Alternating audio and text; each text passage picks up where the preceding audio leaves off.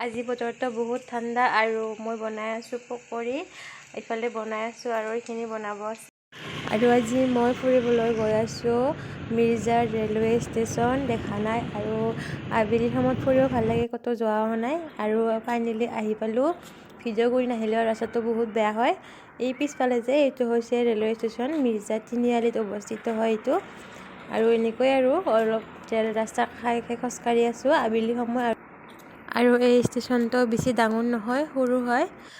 এই পিছফালে দেখিছে যে সেইটোৱে।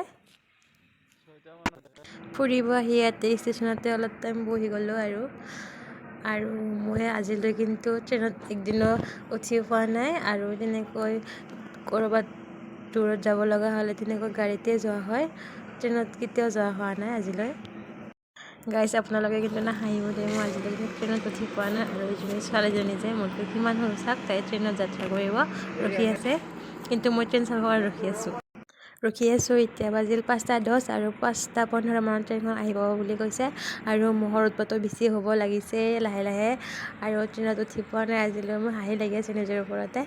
আৰু তেনেকুৱা আমাৰ আলহী আছে যদিও দূৰত, তথাপিও আমি বাছত বা তেনেকৈ ভাড়া গাড়ীত বা নিজৰ গাড়ীত তেনেকৈ যাওঁ। ট্ৰেইনত যোৱা হোৱা নাই আজিলৈ।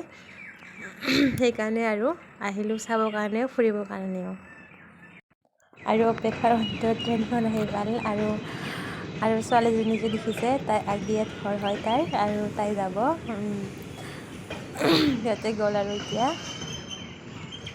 আমিও এতিয়া যাম। আৰু আজি ট্ৰেইনত বেছি মানুহ নাই, কি ক'ম, মইতো উঠি পোৱা নাই। কেনেকুৱা ফিলিংছ, কেনেকুৱা কি হয় দেখিয়ে ক'ব লাগিব।